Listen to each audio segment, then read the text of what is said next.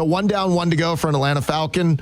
And Chuck says you might be stunned, and that's okay. Yeah, it really is. In a lot of ways, Kyle Pitts played a really strong game Sunday. I mean, played his tail off, and there were a couple of really impressive, even subplots there. Now, the numbers were the numbers, and they were perfectly fine. 7 catches, 59 yards. Didn't get in the end zone, but whatever. 7 for 59. If you care, the extrapolated out numbers from that, you're talking about 109 catches. Yeah. 1,000 yards. We're back. Absolutely, all of that. It's Kyle season. So and the reason I said 1 down, 1 to go is because I saw some folks saying, hey, if he does that, 16 more times, and I'm like, okay. How about 6 more times? Let's just get to next Sunday. Yeah. Let's just take it one at a time. When I say Kyle Pitts played a strong game in a lot of ways, the numbers are good enough.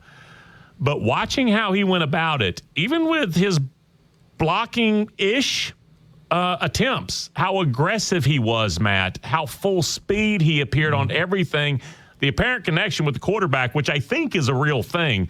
But specifically at the end of the game, who has thought since his unicorn rookie year, who has thought of Kyle Pitts as a final 2-minute, final 3-minute sort of option?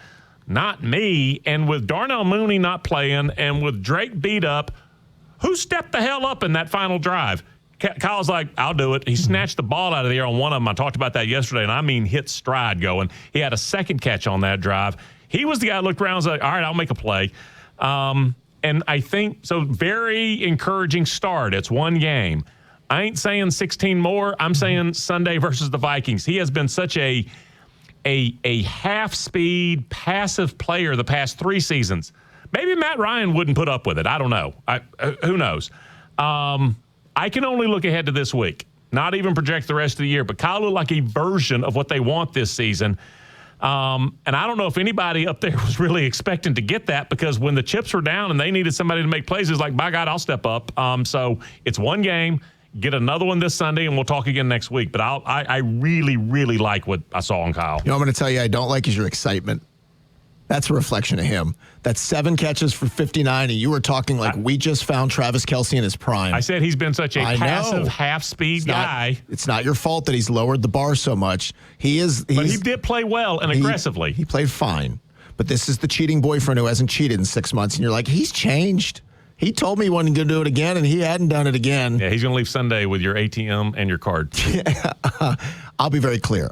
I'm not a fan, so it's hard for me to move that out of the way and give him a bunch of. I'm just not a fan. I'm not a fan for a lot of reasons, because I lowered my bar from, and I went to bat for Kyle year after. This is the year he's not injured. This is the year he's got a better quarterback. This is the year he's more mature. So I went to bat and I struck out over and over on Kyle. So I'm coming from a very negative place on him. Then I said, I'll lower the bar from game-changing plays. Like, I used to want game-changing from a 4th pick in the draft who was described as a unicorn. At 6'6", 240, he was going to outleap everybody, and he was going to box you out like Tony Gonzalez, but he was going to outrun you like other tight ends. I moved on from that to where you are of 7 for 59. Now, 7 for 59. Let's think about what had to happen. There was no Mooney. No, there was no Drake. Drake was hurt late. They had to throw the ball. They were down. And I'm telling y'all from the front, it's hard for me to give that guy a bunch of love. And the other options were Casey Washington, Kadarrell Hodge. Kyle was fine, and I'll live with fine at this point. That's my bar. It's very low. But your excitement and your tone is a reflection of his poor performance. Absolutely true. That you went, yeah, okay, 7 for 59. I see you, Kyle. That's where we are with the 4th pick in the draft. I guess at this point we'll have to take it. So Raheem said something post-game. He's like, I was impressed with Kyle. He said something about chip flats. Like, you make a chip block and then you go to flat. His tone is the same as yours, and his level is like, okay. I was kind of surprised by Kyle. I just can't have him be invisible, and again, that's where the bar is now. When you're right. When the head coach pointed out something about Kyle blocking, I was like, hell yes, Kyle, good for him. So he put out the effort, and he got some results. What I'm hoping is that it's kind of like when you go on a diet and you actually lose a couple of pounds, you get encouraged by the results.